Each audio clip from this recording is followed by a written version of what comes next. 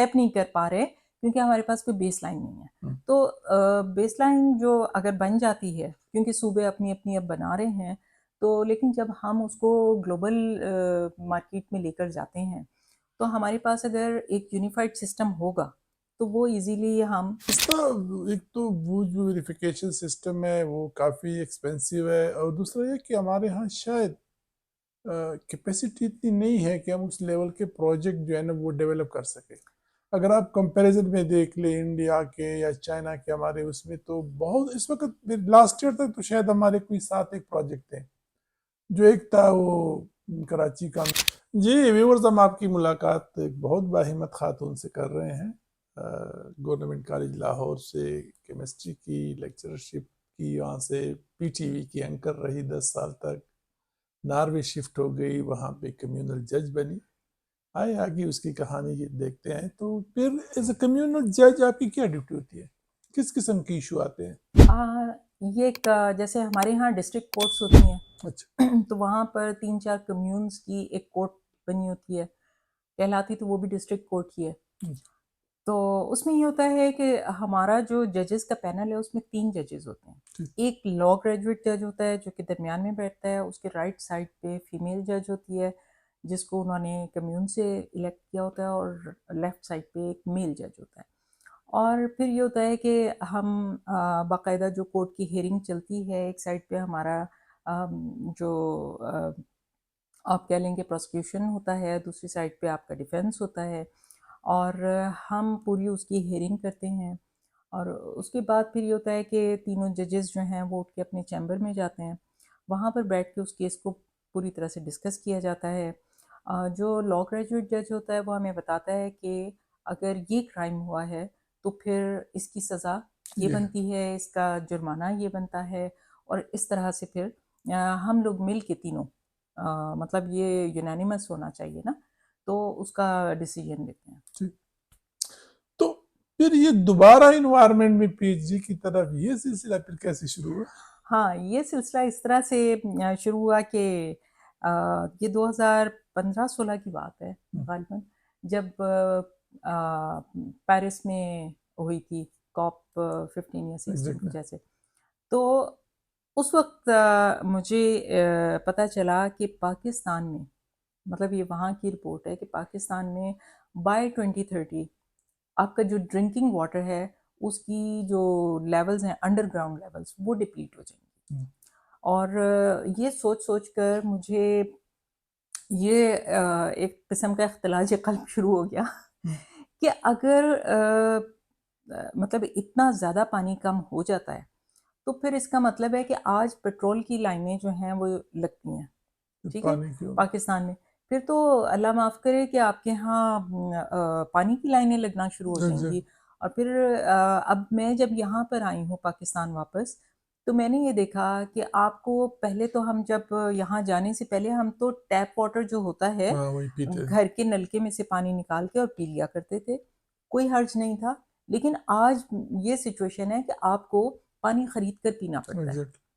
आपके नलकों के पानी की वो क्वालिटी ही नहीं रही। मतलब हमारे वक्त में पानी इतना साफ सुथरा होता था, क्रिस्टल क्लियर होता था, उसमें कोई इस तरह की चीज़ नहीं होती थी। बल्कि अक्सर मुझे याद है बचपन में कि मुझे क्लोरीन की भी स्मेल आया करती थी क्योंकि उसको बाकायदा क्लोरीनेशन हाँ जी उसकी होती थी। तो अब वो चीज़ है ही नहीं। तो अब तो आपको जिस तरह का पानी मिलता है वो इस कदर गदला होता है कि अगर आप वाटर फिल्टर भी घर के अंदर लगा लें तो सिर्फ मेरा ख्याल है कि 1 हफ्ते के अंदर अंदर ही वो ऐसा उसके अंदर कीचड़ सा पड़ा हुआ होता है।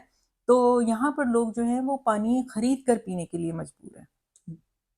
तो अगर पानी आप खरीद कर पी रहे हैं तो बाय 2030 अगर आपकी ड्रिंकिंग वाटर की जो वो एक्वीफर्स होती हैं वही डिप्लीट हो गई, तो फिर आपको पीने के लिए इसका मतलब है कि बहुत कम पानी रह जाएगा, और फिर आपको मेरा ख्याल है शायद उसका राशन बनेगा या जैसे भी, बहुत मुश्किल होगी पानी के लिए। तो क्या हम अपने बच्चों को प्यासा मरता हुआ देख सकेंगे? तो बस ये ख्याल जो था ना उसने मुझे चैन नहीं लेने दिया, और मैं फिर यहाँ पाकिस्तान आ गई। तो दोबारा आपने कायद आज़म यूनिवर्सिटी से कोर्स वर्क किया? नहीं, मैंने कोर्स वर्क यहाँ से इस्लामिक यूनिवर्सिटी से ही अच्छा, किया। इस्लामिक यूनिवर्सिटी से किया। जी जी जी। और अब आप पीएचडी रिसर्च वर्क कर रही है? जी हाँ, मैं पीएचडी थोड़ा कर सकती बताएंगे क्या आपका टॉपिक क्या है, आप किस उस पे हूँ। काम मेरा कर रहे हैं? टॉपिक आई तो मैं थी वाटर स्कार्सिटी पर काम करने के लिए, लेकिन ये हुआ कि आकर देखा कि यहाँ पर प्लानिंग और मैनेजमेंट जो है असल में उसका इशू है। पानी की कोई कमी नहीं है। हम्म, पानी तो अल्लाह ताला हमारे यहाँ इतना ज़्यादा बरसाता है मानसून सीज़न में भी, फिर ग्लेशियर्स हैं हमारे पास, तो बहुत नेमतें हैं। तो सिर्फ ज़रूरत इस बात की है कि उनको आप हैंडल कैसे कर रहे हैं। ठीक। तो उसके बाद फिर ये था कि देखा कि पाकिस्तान का असल इशू क्या है, पाकिस्तान को किस चीज़ की सबसे ज़्यादा ज़रूरत है। तो वो नज़र आया कि कार्बन मार्केट्स जो हैं वो इस वक्त पाकिस्तान में एक नेसेंट स्टेज में है। और इस वक्त पाकिस्तान में हुकूमत को भी चाहिए, इदारों को चाहिए और आम लोगों को भी इसकी अवेयरनेस चाहिए कि कार्बन मार्केट्स क्या हैं और उससे पाकिस्तान किस कदर फ़ायदा उठा सकता है। मतलब बिलियंस ऑफ डॉलर्स आपके गिर्द बिखरे पड़े हैं, सिर्फ उसको किस तरह से उठाना है, किस तरह से मैनेज करना है, ये आपका काम है। किस स्टेज पे है आपका रिसर्च वर्क? रिसर्च वर्क तो अभी शुरू हुआ है अच्छा। और इसमें मैं एमआरपी सिस्टम जो है उसकी इफ़ेक्टिवनेस पर काम कर रही हूँ। एमआरवी सिस्टम जरा हमारे व्यूज को बताएं ना, व्हाट इज एमआरवी? एमआरपी होता है मॉनिटरिंग, रिपोर्टिंग और वेरिफिकेशन सिस्टम। वेरिफिकेशन जी। मॉनिटरिंग रिपोर्टिंग ये है कि जब सबसे पहली बात तो ये कि कार्बन मार्केट खुद क्या है। कार्बन मार्केट एक ऐसा निज़ाम है पूरी दुनिया में कि जिसमें अगर आपके मुल्क में ये जो कार्बन डाइऑक्साइड का अखराज होता है ना, तो उसको जितना आप रिड्यूस करेंगे या जितना आप उसको रिमूव करेंगे या जितना आप उसको अवॉइड करेंगे, तो उससे कार्बन क्रेडिट्स पैदा होंगे। कार्बन क्रेडिट्स एक किस्म का एक यूनिट है जो कि 1 मिलियन टन कार्बन डाइऑक्साइड के अखराज में कमी की वजह से बनता है। तो यही कार्बन क्रेडिट अगर आप ग्लोबल मार्केट में लेके जाएंगे तो आपको उसके ज़ाहिर है कि जो भी उसका रेट होगा उसके हिसाब से पैसे मिलेंगे। अब होता क्या है कि ये कार्बन क्रेडिट आपको किस वक्त पैसे देगा?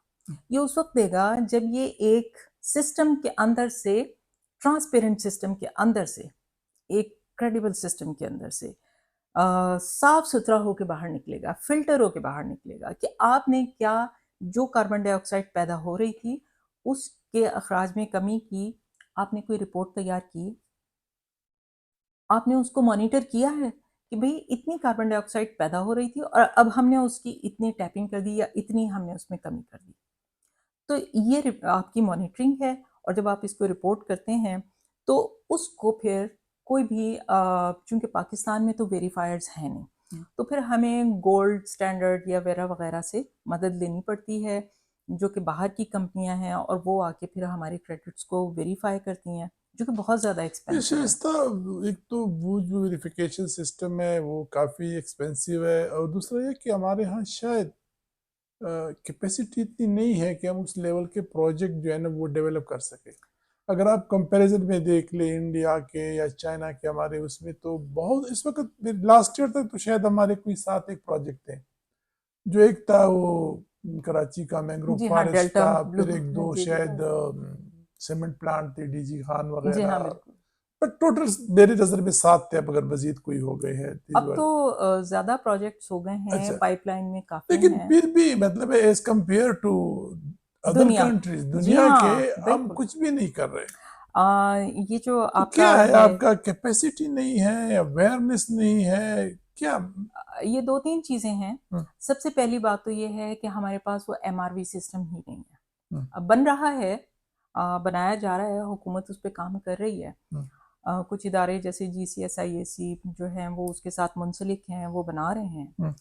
लेकिन ये है कि सबसे बड़ी बात जो मैंने महसूस की है अपनी स्टडीज़ के दौरान, अपनी रिसर्च के दौरान, कि हमारे इदारों में सबसे बड़ी चीज़ जो है एक क्या कहना चाहिए कि एक यूनिफिकेशन का या सेंट्रलाइजेशन का फुकदान है। हम्म। कि अगर देखिए ना, फेडरल गवर्नमेंट जो आपके स्टैंडर्ड्स बना रही है, और चूंकि ज़ाहिर है कि जब अमेंडमेंट हुई थी 18, तो उसकी वजह से ये डेवोल्यूशन हो गई थी, आपको पता है। ये जो आपकी एनवायरमेंटल मिनिस्ट्री है ये सूबों के पास चली गई थी, लेकिन उसका ये मकसद हरगिज़ नहीं है कि अगर सूबों के पास चली गई है तो हमारे इदारों के दरमियान जो है वो सेंट्रलाइजेशन का कॉन्सेप्ट ख़त्म हो जाए। ऐसा नहीं होना चाहिए। मेरा ख्याल है कि जो फेडरल मिनिस्ट्री और जो हमारी जो प्रोविंशियल मिनिस्ट्रीज़ हैं, उनके दरमियान कोऑर्डिनेशन बहुत ज़रूरी है। पहली बात तो ये है। दूसरी बात ये, जो मैंने जैसे आपको बताया कि एमआरबी सिस्टम नहीं है, तो वो बन रहा है और उम्मीद है कि वो जल्द से जल्द बन जाएगा। तो फिर ये कि हमारे यहाँ ये जो कार्बन क्रेडिट्स हैं, लोगों में फिर इसकी अवेयरनेस का भी बहुत ज़्यादा फुकदान है कि लोगों को पता ही नहीं है इसके बारे में कि कार्बन मार्केट्स क्या हैं और हम उससे कितना एक पैसा जो है बना सकते हैं। ठीक है ना। जैसे आपका 10 बिलियन ट्री सुनामी है, वो एक बहुत अच्छा बहुत प्रोजेक्ट अच्छा है और प्रोजेक्ट उसके ज़रिए होता है। आपको इतने ज़्यादा क्रेडिट्स आप उससे अर्न कर सकते हैं। फिर आपकी हाइड्रो पावर प्रोजेक्ट्स हैं, हाँ हमारे जी, केपी बिल्कुल, प्रॉमिस में अगर आप बिल्कुल देखें ऐसे क्लीन है। एनर्जी है, फिर आपकी clean energy solar project energy है, है, बिल्कुल, बिल्कुल। तो बहुत कुछ हो सकता है, लेकिन लेकिन उसके लिए हमारे पास unfortunately base we are line की नॉट कमी एबल है। To tap it. हाँ, टैप नहीं कर पा रहे क्योंकि हमारे पास कोई बेस लाइन नहीं है। तो बेस लाइन जो अगर बन जाती है, क्योंकि सूबे अपनी-अपनी अब बना रहे हैं, तो लेकिन जब हम उसको ग्लोबल मार्केट में लेकर जाते हैं, तो हमारे पास अगर एक यूनिफाइड सिस्टम होगा, तो वो ईज़िली हम मार्केट में बेचने के लिए पेश कर सकते हैं। तो अगर ज़ाहिर है कि वो आपके पास अच्छा शाइस्ता, आप नॉर्वे में रही है, ज़ाहिर है नॉर्वे और the whole Scandinavian countries they are very peculiar about the environmental protection, जहाँ क्लाइमेट चेंज के हवाले से, तो कैसे देखते हैं आप इसके, वहाँ पे क्या इस फील्ड में नई चीज़ें हो रही हैं, क्या हाँ, कोई हमारे साथ शेयर करे ना? नॉर्वे में देखिए 1990 से, यानी आज से तकरीबन 35-36 साल पहले आप कह लीजिए कि कार्बन टैक्स इंट्रोड्यूस करवा दिया गया था। अच्छा, ठीक है। फिर उसके बाद ये था कि जब क्या ये है कार्बन टैक्स, जरा थोड़ा सा। कार्बन टैक्स यही है कि कार्बन के अखराज के लिए जो है ना एक रोड टैक्स इंट्रोड्यूस करवाया गया था और अच्छा, वो हम लोग देते हैं ठीक कि जितनी व्हीकल्स चलती हैं तो कितनी कार्बन डाइऑक्साइड जो है वो हो रही है। ठीक। दूसरी चीज़ है कि हमारा जो नॉर्वे में जो इलेक्ट्रिक व्हीकल्स हैं, उनको इंसेंटिवाइज किया गया, उनको सब्सिडाइज किया गया। ठीक। मतलब अगर एक व्हीकल जो इलेक्ट्रिक व्हीकल है, फ़र्ज़ कीजिए कि वो 500,000 नॉर्वेजियन क्रोन्स की है, तो या 1 मिलियन नॉर्वेजियन क्रोन्स की है, तो हुकूमत उसको सब्सिडाइज करेगी, उस पर से टैक्स ड्यूटी ख़त्म कर देगी। आपको जो रोड टैक्स है दे वो आर नहीं पे करना इनकरेजिंग टू पड़ेगा। डाइवर्ट बिल्कुल। Toward the. जब हम कोई कार्बन डाइऑक्साइड ही नहीं एमिट कर रहे हैं, तो फिर ज़ाहिर है कि हमें क्या ज़रूरत है कि हम टैक्स भी दें, रोड टैक्स किस लिए दें ना। तो फिर इसी तरह से जो टोल टैक्स है वो ख़त्म कर दिया। फिर उसके बाद आपके इतने ज़्यादा शहरों में, क्या गाँवों तक में इलेक्ट्रिक चार्जिंग स्टेशन लगा दिए कि अगर मैं फ़र्ज़ करें कि 200 किलोमीटर जा रही हूँ, मेरी गाड़ी जो है उसमें अगर ख़त्म हो रही है, तो मुझे आस-पास करीब कहीं न कहीं मुझे मिल जाएगा चार्जिंग कितने स्टेशन। परसेंटेज है इलेक्ट्रिक व्हीकल इस वक्त? इस वक़्त तो आप कह सकते हैं कि मैंने ये चेक तो नहीं किया, लेकिन मेरा वैसे ख़्याल है अंदाजन कि 90% तो होनी चाहिए अब। 80 90%। टू 90% वहाँ पर हैं। लोग शौकिया जो पेट्रोल की गाड़ियाँ और वो जो मैनुअल चलाना चाहते हैं वो चला रहे हैं, लेकिन ये कि वहाँ पर अच्छे खासे लोग जो हैं वो इसको अडॉप्ट कर चुके हैं। सॉलिड वेस्ट वगैरह आपके जो स्कैंडिनेवियन कंट्रीज में है, स्वीडन वगैरह में, तो इवन सॉलिड वेस्ट से जी, रिसाइक्लिंग वहाँ पर बहुत रिसाइकलिंग ज़्यादा होती बहुत है, ज़्यादा बिल्कुल ऐसे होती है। है, और बल्कि स्वीडन का तो ये हाल है कि वो दूसरे मुल्कों से अब कूड़ा खरीदता इंपोर्ट है करके और उससे बिजली बनाते हैं, वही उससे मैं बात हीट कर रहा हूँ हीट ना कि, एनर्जी जो है वो और हमारे पास तो करके और फिर उसको अल्लाह एक्सपोर्ट की करते देन हैं। है कि कूड़ा की तरफ जो है ना। जी हाँ, कूड़ा जो है वो एक्सपोर्ट किया जाता है, कूड़ा इंपोर्ट करके और फिर हीट एनर्जी एक्सपोर्ट की जाती है। चलिए थोड़ा ब्रेक लेते हैं जी, शायद जी, फिर। ठीक है।